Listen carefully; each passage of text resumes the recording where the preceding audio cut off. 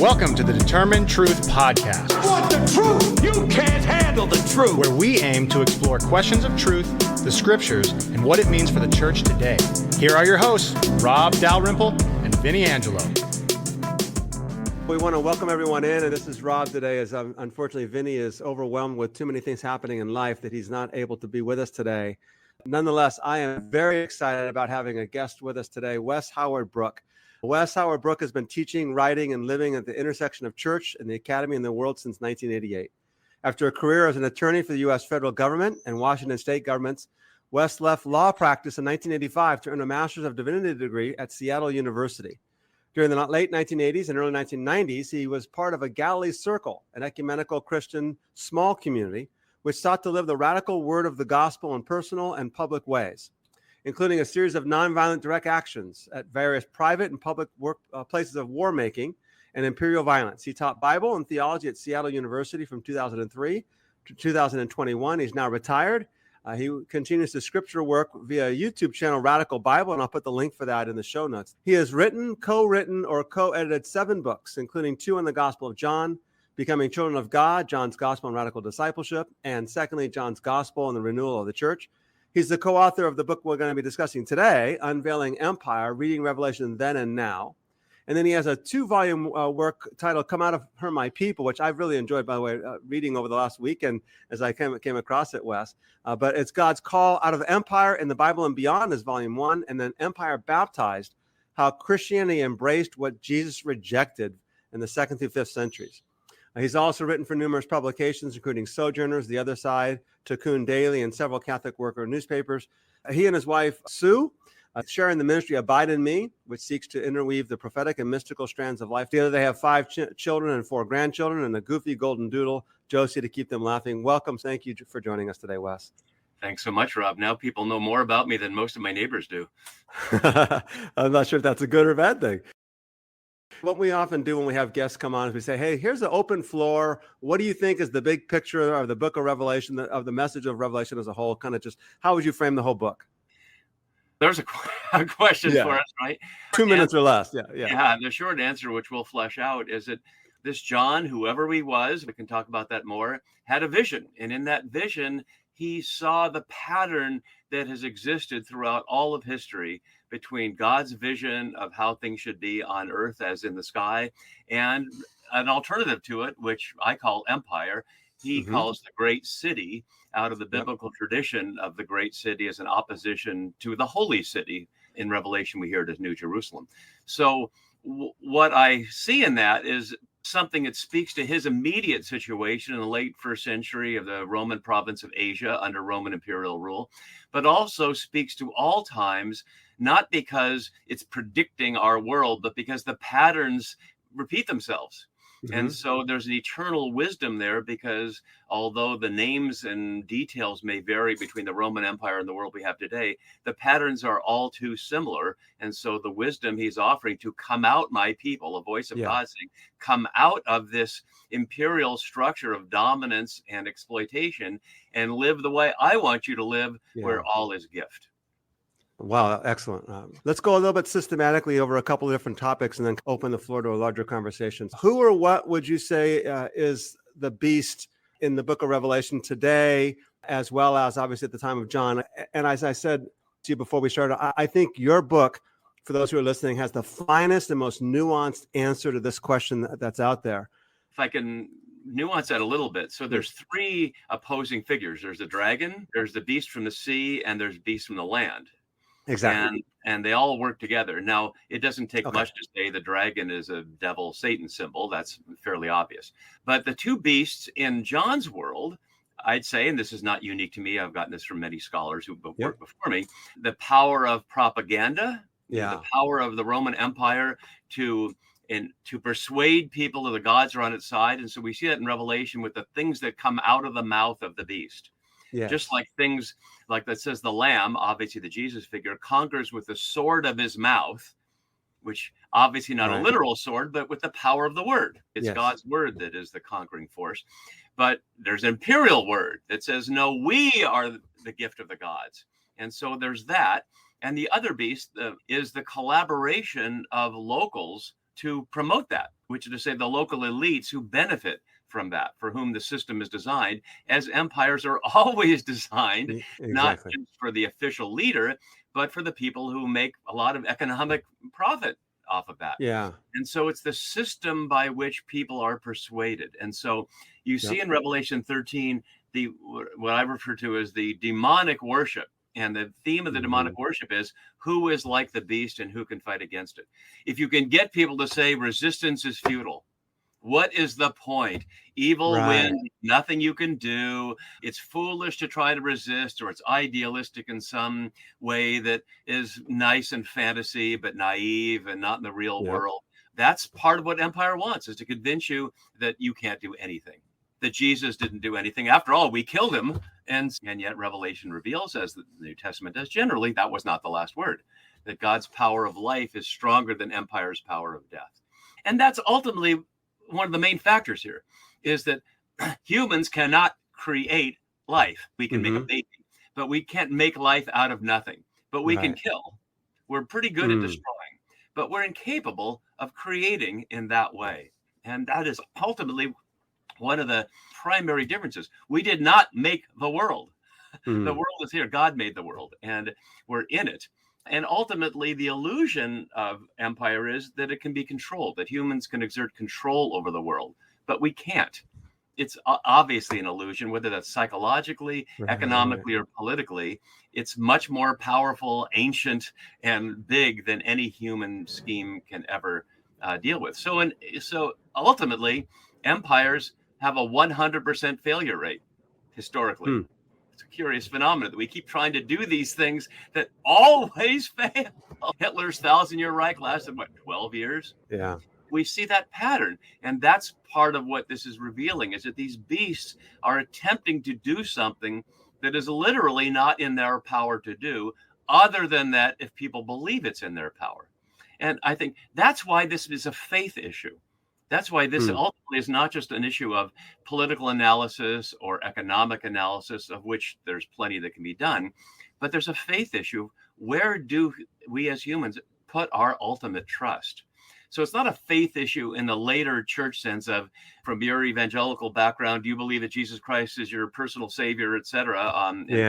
It's really from moment to moment, breath to breath, do we really believe that the Creator God is trustworthy, and we don't need to interfere with that we're best off collaborating with it, not trying to contain it, control it, or redirect it?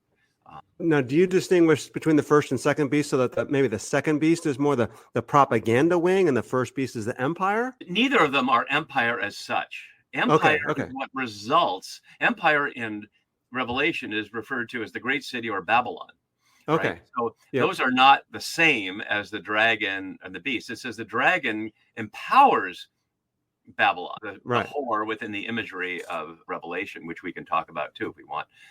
But those are the empowering forces. And I'd say that's absolutely consistent with what we see, say, in Colossians and Ephesians, where Paul says it's not against flesh and blood, it's the principalities and powers that make this happen.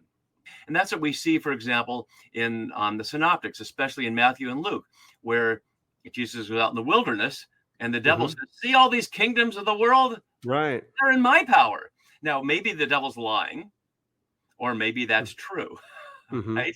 But it seems like within the logic of Matthew and Luke, it is true. That power of domination and holding people together with lies and violence, that's what we hear in John's gospel. I'm not to jump from one to the other randomly here, but we hear that the evil one is defined as liar and murderer. Yep. The truth is not in the liar and murderer, but it doesn't mean he doesn't speak, right? Lies are presenting as real something it's not. We could talk about that in our cultural moment today with AI and everything else, and maybe we will, but they didn't need AI to be able to convey lies. And obviously, as humans, we know people can convey lies to your loved ones or anybody every day. And when you find out it's a lie, it's hurtful and it feels like a betrayal. So that's, I think, what's at issue here is the recognition. Revelation is trying to call people to recognize the story you've been told is a lie, but that's hard to break. because Yes. psychologically, my wife's a spiritual director, former psychologist, and she knows we get so attached to our worldview. Our ego Yes. doesn't want to believe that we've allowed ourselves to be fooled, so we double down. We believe it even more, even when it's completely irrational, because we'd have to acknowledge that, boy, we were just completely fooled, weren't we? But that's the beginning of the process of metanoia, of conversion. Hey everyone, we want to thank you for joining us on today's podcast. And we want to remind you that everything we provide at Determined Truth is free of charge. And this even includes all of the teaching that Rob does on a weekly basis to pastors in India and around the world. We don't have any supporters that get special behind the scenes access. But we can only do this with the generous support that comes from those of you who can afford to give. So if you would prayerfully consider supporting us with anything from $5 a month or more, we will continue to work hard to challenge the church to be the church. To give, go to determinedtruth.com and click on the Give tab, or follow the link in the show notes. Do you think that part of that deception also, though, is that economic security, empire, whatever you want to call it, provides food and clothing and shelter as long as you operate within the parameters of the system and don't go against the system? And if you speak out against the system, then you're ostracized from that. Even more so in ancient Roman culture. Do you see that in play? No question. Economics Okay. are always at the heart. Absolutely at the heart of all this, because economics, as you obviously know, but it comes from the root meaning house law, the law of the house. It's simply, once we get the fancy PhD economist stuff out of the way, we realize economics is simply, what do we do with our stuff? Mm-hmm. You know, what's our relationship with the material world, including our physical energy, the things around us, the things of the earth? Who do they belong to? What do I exchange them for? Do I offer them as gift, or do I charge people some medium of exchange, money or whatever else, power, status, whatever that might be for that? In God's economy, and it seems to me this is rather obvious as earthlings, everything is free. Yeah. It's so removed from us, it's hard to recognize that that's obviously true, right? None of the other creatures on the planet have money systems. They eat what they eat. They find shelter where they find it. Money is not part of the reality. Money is not even real. As soon as we think about it for a moment, we realize it's just this collective illusion that we accept, as people like David Graeber have pointed out in great detail, if you know his work. That's the illusion. That the stuff, the paper, or now it's not even that, just these numbers on a screen, especially with crypto, which we know isn't real. That was just made up before our eyes. And yet, whereas God's economy is the ultimate real. The air is real. The water is real. The fertility of the earth is real. The fertility of human bodies is real. The radical abundance of that is real. That I forget if we put this in the book. I don't remember. If I did, you can tell me how close you're reading. But I remember when I was learning about imperial anthropology, which is to say the origin of the so-called science of anthropology began with the British when they had access to all these non-white European places that they controlled. And so they went in there, and one of the great stories, and this is from Marshall Sahlins' classic book, Stone Age Economics, where he tries to do different kind of anthropology in the 50s through 70s, 1950s through 70s. And he says they saw people in Africa who were sitting around under trees that produced huge quantities of nuts and wondered, why aren't they collecting them and selling them? And the people were like, why? Why would we do that? That's extra work. We have all that we can eat. Why would we need to do that? And so they stereotype them as lazy, productive, in other words, ripe for the British to come in and take over. But what they never tried to do is to say, what is it like from inside their perspective? From their perspective is the Creator provides more nuts than we can eat. So other creatures can eat them. The animals or the birds can eat them. We got plenty. Like, why would you want to store up? There'll be more next year. There's plenty around. So that impulse to store is out of the insecurity that we don't trust that the Creator will provide. Or we're in a situation like you and I both know, where there's not provision because it's being controlled and restricted from access because of money. And so the Roman Empire provided for its citizens, but as you were saying, citizenship required staying within the lines. And if you're, and that's the reward, you get your bag of grain at the dock, the amona. But if you're a barbarian, quote unquote, their word for the others outside, then nothing for you. And that's how it always worked. There's always insiders and outsiders. But with Jesus, whether it's in Revelation or otherwise, there is no outside or inside. In the New Jerusalem, the gates are open, right? Of the city. And the only reason people aren't in is because they choose to stay out. There's no guard at the gates. They just don't want to be part of it. And the river of the water of life is free. Running down the street of the city with God like a homeless person, tented on the street. I just love that image. Don't you? Maybe they meant it like Moses, a little bit, like Moses meeting God face to face, but vulnerable, not in a palace, not in a grand temple, accessed only by the priests and the holy people, but just right there on the street, accessible by everybody.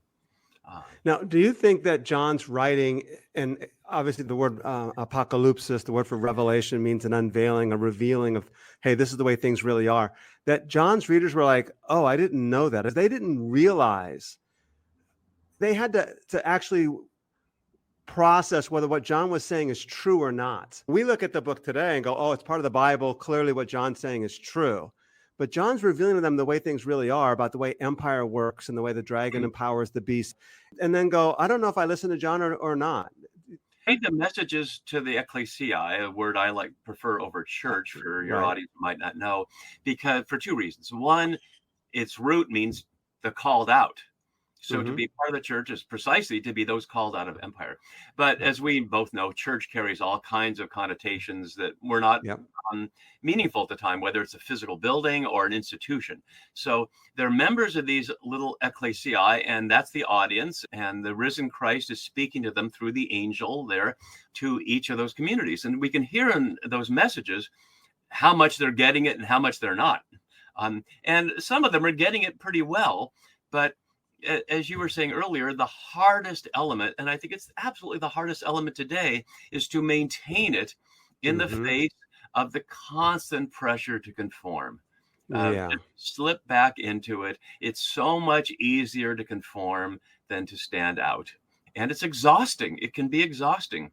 Psychologically exhausting. It can be physically exhausting. It can be health draining to feel isolated and lonely. And that's why there needs to be these little communities so they can have a place to be strengthened and heal and come back together. That's my understanding of the often misunderstood image in John's gospel, where Jesus says, in my Father's house, there are many dwelling places, not little heavenly hotel suites, but little communities like the ones that John of Patmos is writing to. So if you're traveling around the empire, there are respites. There are places you can go where there are fellow disciples that you can not feel so alone. Yeah. Father's house in John's gospel is the temple. It's not heaven. Exactly. It's the temple. And Jesus says, guess what? I'm the temple. Right? Yeah. God is in a human body, not in a building. And not only that, you are that body. It's not just me, Jesus, it's you. And that sense I have of that. And if the collective, these little cell groups struggling to stay faithful, but it's really hard. Yes. Let me segue for just a second really quickly, because I know you do a lot of work in the Gospel of John. The only two times in the New Testament that the phrase prepared a place occurs, John 14, I go to prepare a place for you. And Revelation 12 was a place prepared for the woman in the wilderness, the woman being the people of God in the wilderness. Do you make a connection between those two texts? Nice catch. Yeah, that's good. Yeah, I'm agnostic about the authorship of the Gospel and Revelation. Yeah, sure. First of all, we don't know anybody named John wrote the Gospel, and John's a pretty common name and all that kind of thing. Maybe the same person wrote them both. People could write different genres. Sure. Shakespeare could write comedy and tragedy and history. That was original criticism. I can't be because they're different genres. Well, I do biblical commentary and I wrote a novel. I've written some poetry. Maybe you have too. People can do more. No, not me. People can do more than one thing. And so but I can write a letter to my grandmother too, right? And a commentary. There you go. Right. Or a memo to the office. Yeah. So I just don't know. The Lamb is obviously a uniquely connecting point. Yeah, sure. There. Okay. Maybe. Okay. Who knows? All right. But going back then, the message that John's writing in the book of Revelation is to a community of people that have been deceived.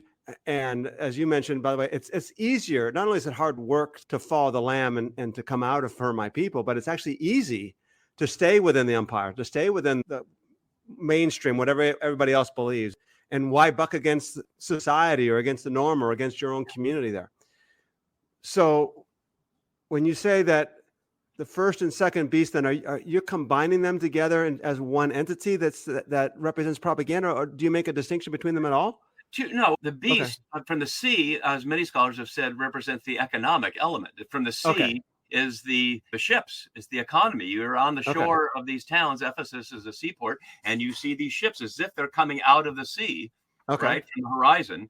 And so it's the power of the economy, and that's is one. And the one on the land is the power of the imperial elites of the town supporting the imperial propaganda. So Friesen, who's written a couple of powerful scholarly books, not for a popular audience, but one's called Twice Neokoros, which your audience might not, was a technical term for a city getting honors from Rome. And so the Temple of Ephesus got these honors, and that was part of the point, is that if you're supportive of the empire, they'll bring you stuff. They'll build things in your area. They'll support you. They'll spend federal dollars, so to speak, on your projects. In my state of Washington, which has been a democratically controlled state for at least for 30 years in terms of the legislature and the governor, and has generally been a fairly liberal state, and yet until the Amazonification of our local economy, what kept this state going was military money. Washington State is the most militarized state in America. And that might not be obvious, but the Bangor submarine base, Joint Base Lewis McChord, and others were job programs. Why is there a Trident submarine, a first strike nuclear weapon, existing in the post-Cold War era? It serves absolutely no strategic purpose. Its only purpose is it's a job. It's an incredibly expensive jobs program.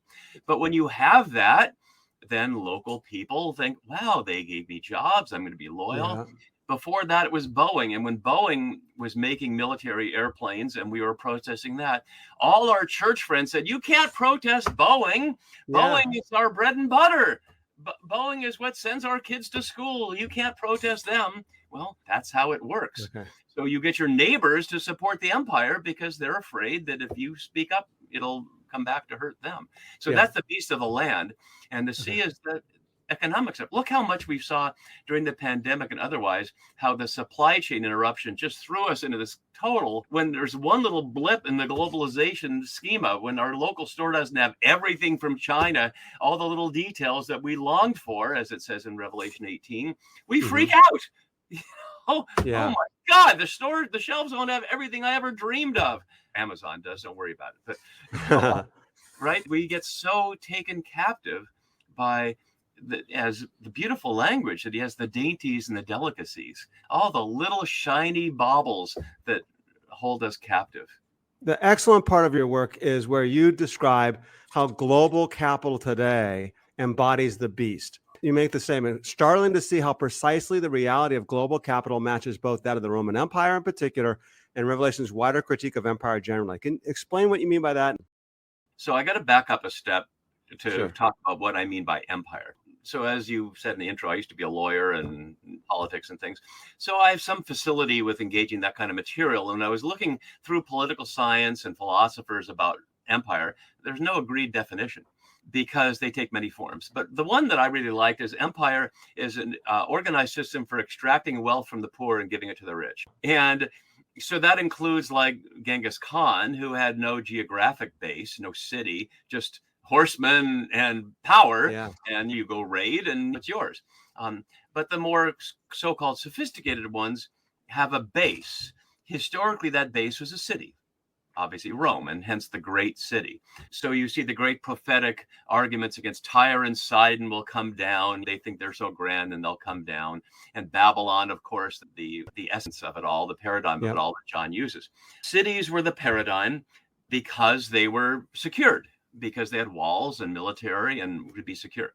But obviously later, which to say in the modern world, nation states took on that form. We forget sometimes how recent the phenomenon of nation states is. Yes, true. When I was doing work on a different matter, on a class I was teaching called King David and Godfather, showing the parallels between the David story and Samuel and the Godfather story. Very close, but that's for another conversation. I was doing some research on the mafia and looking back and realized the unlikely thing that the mafia came to be because of lemons. That's another story. Yeah, scurvy. They imported lemons to prevent scurvy and got a market in it, and on it went. But Wow. Italy, Rome, right? Rome is ancient, more than 2,000 years. But Italy is much younger than the United States as a nation. That's true. We talk Yeah. about Italian culture in the Renaissance, but there's no nation of Italy. There was Florence, and there was Naples, and there were city-states and little Yeah. provinces under the Holy Roman Empire, etc. Yep. And so nation-states as empires are a relatively recent phenomenon, like 19th century forward. Yeah. But because of the globalization of the economy, which is obviously not just a historical accident, but its own particular trajectory, and many people have written that story. You don't need me on that one. What is being more revealed than what we saw 25 years ago, it's obvious now, but it wasn't quite so obvious then, is that the military power of the nation states is serving the economic power of the corporations. It's not the other way around. We hope you're enjoying the podcast, and we want to remind you that everything we do at Determined Truth, the podcast, Rob's blog, and our YouTube channel, is available on the Determined Truth app. Directions on how to download the app is available in the show notes and on the determinedtruth.com website. Just click on the App tab. Say it again. The military power of the nation states is serving. Serves the economic power of the corporation. Halliburton in Iraq, in the rebuilding of Iraq. Dick Cheney had it both ways. You can make money on the weapons and you make money on the rebuilding. But it's not just that. How much was World War II about fighting the Nazis, and how much was it supporting U.S. Steel and Ford Motor Company and IBM and all those folks who benefited off it? But after World War II, with the Bretton Woods agreements and that whole business of making basically Western Europe a market for the United States. That's what NATO was for, to protect the economic freedom of U.S. corporations to engage in commerce in Europe, as well as what happened in South America through the obvious CIA taking over of a number of nations. And this is no conspiracy theory. You can read about it on the CIA's own website. Really? Yeah. You can read about some of these things, like the overturning of Mossadegh in Iran. A CIA agent or a CIA scholar wrote a whole book about it so they could learn from their own mistakes. So they're not in denial of any of those things. Those are not conspiracy theories. Those are just historical facts. That if places that have resources you want, or better put, corporations want, say, oil, then you do what you do. You start with propaganda. You seed propaganda in Iran, and then when that's not enough, you send in the troops. So we know that so-called gunboat diplomacy in Latin America already by the 30s and 40s was serving United Fruit and Dole and those companies. Once we got to the 80s and 90s and Reaganomics, et cetera, this became systemic and wide open. And so we began to get the notion of the global economy. And with corporations that are that powerful, they're much more powerful than the government is. A very practical example. In my early days as a lawyer, I worked for the Federal Trade Commission, which is an agency started in 1914 to protect businesses from rapacious competitors in antitrust laws and protect consumers from unfair practices. And when I started my job in 1979, they were in the middle of suing the major oil companies for fixing the price of gasoline at the pump during the Arab oil embargo of 1973. The case was never brought to trial because the oil companies had way more money to defend themselves than the government had to prosecute. No way the United States government could take on the oil companies. They were dwarfed by the power. So they, for example, when they tried to do discovery, the Standard Oil had literally a warehouse full of documents and said, go at it, help yourself to these tens of thousands of file cabinets full of documents. There's no way. Somewhere in there is the evidence, but there's just no way you could have enough staff people. But literally what happened is by the time they may get through the documents, all the people involved that had died. So that was a practical example of it for me almost half a century ago now. But it doesn't take much to look around. If you're aware that, you follow and you realize the power of Google, the power of Meta, the power of the oil companies, et cetera, the power of the pharmaceutical company to shape the law to their benefit. And so really that's what's going on. I don't know if you know the classic work by Smedley Butler. Ever heard of Butler? Yes, I have. Yeah, but So go ahead, because I'm not sure the listeners know of it. Yeah. He's one of the most important Americans that most people have never heard of. He was a Marine Major General. He had received all the awards you could get in the Marines. He had served in the Marines in the 20s and 30s. And in the Roosevelt era, he wrote a book called War is a Racket. It's a little pamphlet, basically like 40 pages. You can read it online anywhere. And he basically said, I worked for the fruit companies. And exactly. I was fighting wars and waging wars for these corporations. Yeah. And he said that almost a century ago now. Yeah. And when we tapped into that, we thought, he got it. But nobody wanted to listen. Not surprisingly, the media didn't want to cover that. They also didn't cover the fact that a right-wing group wanted to make him their substitute for Roosevelt in a coup attempt. Most Americans don't know there was a serious attempt to have a coup against Franklin Roosevelt. And they were going to put Smedley Butler up as their substitute. He refused. He wouldn't go along with it. Now, do you say, take the war in Ukraine right now? I mean, you see the same things happening, that what's really happening is the best thing that can happen in Ukraine, I'll give you my take on this and then you can chime in, is that we have a diplomatic solution for the sake of everybody, that we come to some peaceful resolution, keep Ukraine a neutral site, don't make it part of NATO, whatever that might be. Let's save 500,000 Ukrainian lives and some lives from Russians as well. But all of a sudden, this arm manufacturers come in, and not just that, but obviously the United States was involved in a coup in Ukraine in 2014.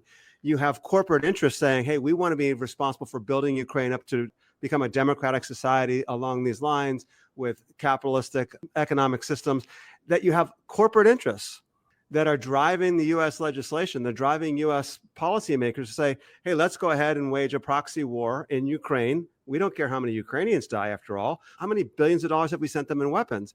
Is this the same thing? Are we on? Yeah, preach it, Rob. Yeah, okay. Absolutely. And that's just nothing new about that. It's so familiar that it's banal in many ways, except we don't see it because it gets covered over by the propaganda. Exactly.